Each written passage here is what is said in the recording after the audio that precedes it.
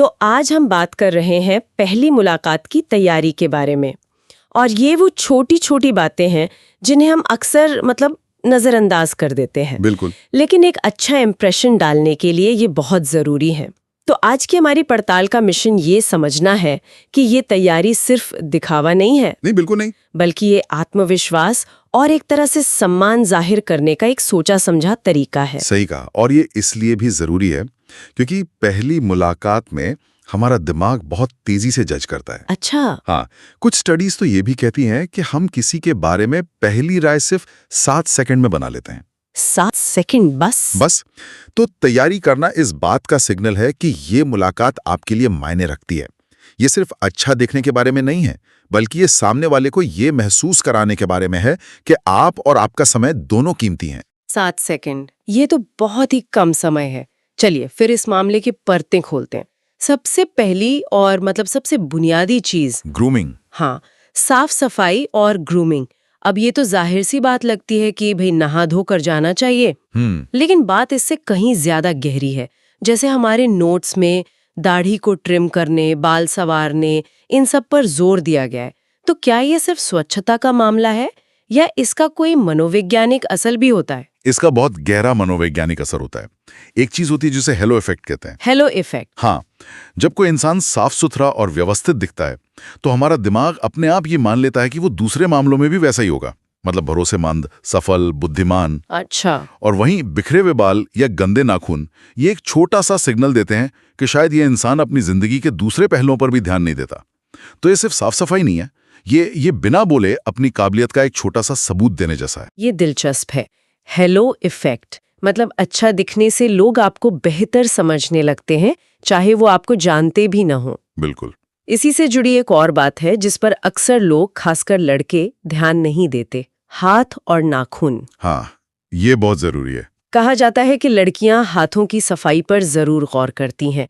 ये छोटी सी बात इतनी जरूरी क्यों है? क्योंकि आपके हाथ हमेशा नजर में रहते हैं। जब आप बात करते हैं, इशारे करते हैं या मान लीजिए मेन्यू उठाते हैं तो हाथ ध्यान खींचते हैं। सही बात है। और साफ नाखून दिखाते हैं कि आप विस्तार पर, डिटेल्स पर ध्यान देते हैं। ये दिखाता है कि आप सिर्फ बड़ी बड़ी चीजों पर ही नहीं बल्कि छोटी छोटी बारीकियों पर भी ध्यान देते हैं। और आखिर में इस हिस्से में एक और बात है, खुशबू। परफ्यूम। हाँ, परफ्यूम या डिओडोरेंट। सलाह ये है कि ये हल्का हो, बहुत तेज नहीं। मैंने अक्सर लोगों को बहुत तेज परफ्यूम लगाए देखा है। इसके पीछे क्या सोच होती है? गंध हमारी सबसे पुरानी इंद्रियों में से एक है। ये सीधे हमारे दिमाग के इमोशनल सेंटर से जुड़ी होती है। एक हल्की अच्छी महक एक सुखद याद बन सकती है, लेकिन एक तेज गंध वो एक हमले जैसी महसूस होती है। हमला?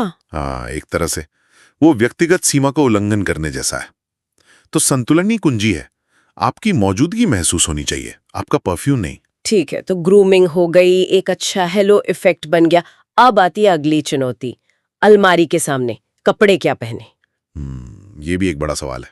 यहाँ सलाह सिर्फ अच्छे कपड़े पहनने की नहीं, बल्कि सही कपड़े पहनने की है जो जगह के हिसाब से हो। पर मुझे एक और दिलचस्प कॉन्सेप्ट मिला, एनक्लोज्ड कॉग्निशन। ये क्या चीज है? ये बहुत ही आकर्षक विचार है। इंक्लूड कॉग्निशन का मतलब है कि हमारे कपड़े सिर्फ ये नहीं बदलते कि दूसरे हमें कैसे देखते हैं, बल्कि वो ये भी बदलते हैं कि हम खुद कैसा सोचते हैं और महसूस करते हैं। ओहो। जब आप अच्छी फिटिंग वाले इस्त्री किए हुए कपड़े पहनते हैं तो आप सिर्फ बाहर से अच्छे नहीं दिखते, आप अंदर से ज्यादा आत्मविश्वासी महसूस करते हैं। आपका पोस्चर बेहतर हो जाता है, आप ज्यादा खुलकर बात करते हैं। तो सही कपड़े पहनना दूसरे को इम्प्रेस करने के लिए नहीं है। नहीं, ये खुद को उस मुलाकात के लिए मानसिक रूप से तैयार करने का एक टूल है। बिल्कुल सही। तो अगर मैं किसी कैफे डेट के लिए स्मार्ट कैजुअल पहनती हूँ तो मैं ना सिर्फ माहौल में फिट हो रही हूँ, बल्कि मैं खुद को एक सहज और आत्मविश्वासी बातचीत के लिए भी तैयार कर रही हूँ। Exactly. इसी में जूतों की बात भी आती है। कहते हैं कि जूते इंसान के बारे में बहुत कुछ बताते हैं। क्या ये सिर्फ एक कहावत है? नहीं, इसमें काफी सच्चाई है। जूते अक्सर हमारी प्राथमिकता में थोड़े नीचे होते हैं ना। हाँ, ये तो है। तो उन पर ध्यान देना दिखाता है कि आप हर डिटेल का ख्याल रखते हैं। साफ, अच्छी हालत में जूते ये बताते हैं कि आप चीजों को अधूरा नहीं छोड़ते। ये संतुलित प्रयास वाली बात मुझे बहुत सही लगी। ऐसा लगना चाहिए कि आपने कोशिश की है, पर इतनी भी नहीं कि आप बनावटी लगें। हाँ, बस वही एफर्टलेस एफर्ट, खैर, तो आपने खुद को तैयार कर लिया, कपड़े भी चुन लिए, लेकिन माहौल का क्या? यहाँ बात आती है योजना और लॉजिस्टिक्स की। मुलाकात के लिए सही जगह चुनना कितना जरूरी है? ये बहुत ही ज्यादा जरूरी है। मैंने कई लोगों को पहली मुलाकात के लिए बहुत शोर शराबे वाली जगह चुनते देखा है, जैसे कोई पब या... हाँ, और वहां कनेक्शन बनाना लगभग नामुमकिन हो जाता है। इसका एक मनोवैज्ञानिक कारण है, इसे कॉग्निटिव लोड कहते हैं। कॉग्निटिव लोड मतलब जब आपके दिमाग को आसपास के शोर से लड़ने और साथ ही बातचीत पर ध्यान देने दोनों के लिए मेहनत करनी पड़ती है तो वो थक जाता है। अच्छा, एक शांत जगह चुनकर आप असल में अपने और सामने वाले के दिमाग को आराम दे रहे हैं, ताकि सारी ऊर्जा एक दूसरे को समझने में लग सके। और पहले से टेबल बुक करने की सलाह भी है, ये मुझे थोड़ा ज्यादा लग सकता है, लेकिन इसके पीछे की सोच क्या है? इसे कंट्रोल करने के बजाय इसे दूरदर्शिता के रूप में देखना चाहिए। ओके। टेबल बुक करने से एक तो उस पल की अनिश्चितता खत्म हो जाती है, आपको वहां पहुंचकर इंतजार नहीं करना पड़ता, और दूसरा, ये सामने वाले को एक बहुत मजबूत संदेश देता है कि मैंने इस मुलाकात के बारे में सोचा था, ये मेरे लिए जरूरी थी। समय पर पहुंचने की बात भी इसी से जुड़ी है, बल्कि 5-10 मिनट पहले पहुंचने की सलाह है। हाँ, ये बहुत जरूरी है। देर से पहुंचना सिर्फ असम्मानजनक ही नहीं है, ये पूरी मुलाकात की शुरुआत ही खराब कर देता है ना? बिल्कुल। जब आप देर से आते हैं तो मुलाकात की शुरुआत माफी मांगने से होती है। एक व्यक्ति दोषी महसूस करता है और दूसरा इंतजार करके थोड़ा असहज हो चुका होता है। एक अजीब सी स्थिति बन जाती है। हाँ, आपने शुरू में ही एक छोटा सा पावर इम्बैलेंस बना दिया। समय से पहले पहुंचना आपको शांत होने और माहौल में ढलने का मौका देता है। तो माहौल तैयार है, आप अच्छे दिख रहे, लेकिन अब सबसे बड़ा पहाड़ चढ़ना बाकी है। बात क्या करें? हाँ, वो अजीब सी खामोशी। हाँ, उसका डर तो सबको होता है। हमारे नोट्स में कुछ हल्के फुल्के टॉपिक्स जैसे शौक या फिल्में पहले से सोचकर रखने की सलाह है, पर क्या ये तरीका थोड़ा बनावटी नहीं लगता? ये एक अच्छा सवाल है। इन्हें एक स्क्रिप्ट की तरह नहीं, बल्कि एक सेफ्टी नेट की तरह देखना चाहिए। Safety net? हाँ, इनका मकसद पूरी बातचीत को चलाना नहीं, बल्कि सिर्फ उसे शुरू करना है।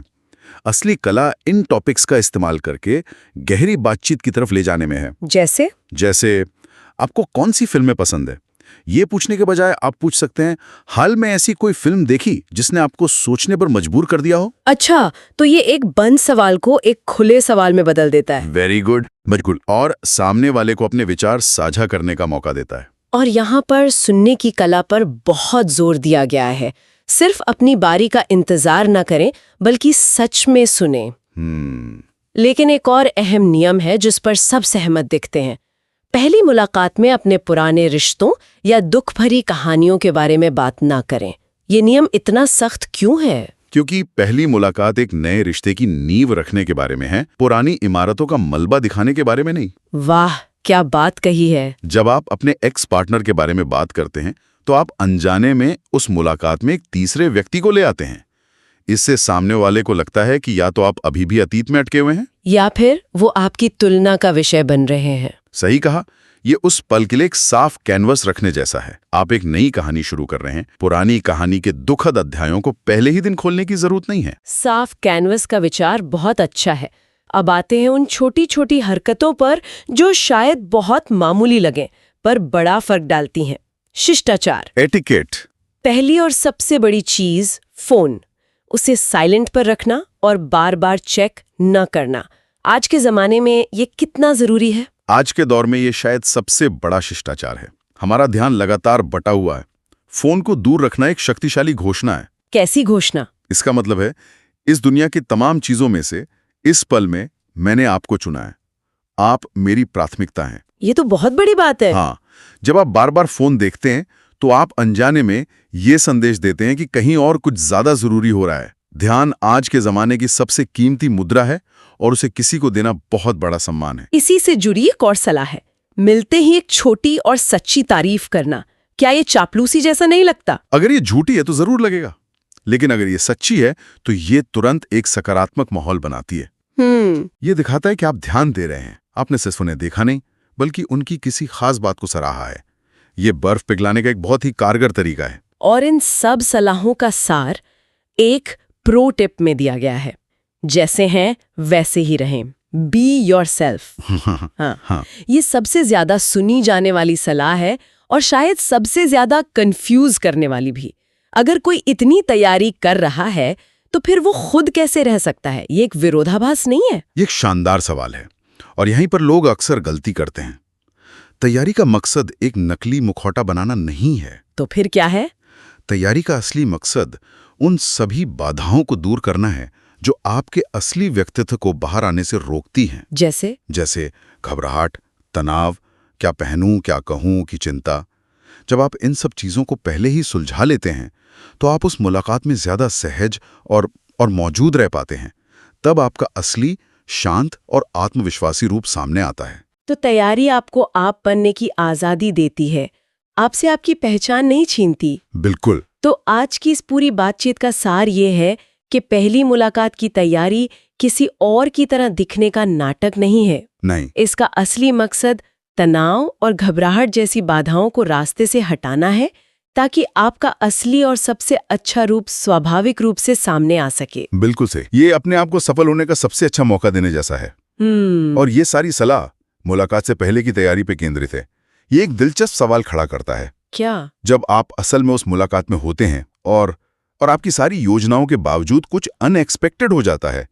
मान लीजिए वेटर ने आप पे कॉफी गिरा दी। ओह! या बातचीत किसी ऐसे मुश्किल मोड़ पर चली गई जिसकी आपने कल्पना नहीं की थी। तब क्या? इस सारी तैयारी का असली इम्तिहान तो उसी पल में सहज बने रहने में है, जब स्क्रिप्ट काम करना बंद कर दे। सही बात है। तैयारी आपको शुरुआत देती है, पर सफर तो बिना नक्शे के ही तय करना पड़ता है। अगर आपको वीडियो अच्छा लगा हो तो वीडियो को लाइक करें और चैनल को सब्सक्राइब करें, ताकि और भी ऐसे ही वीडियो आप तक आते रहे। धन्यवाद।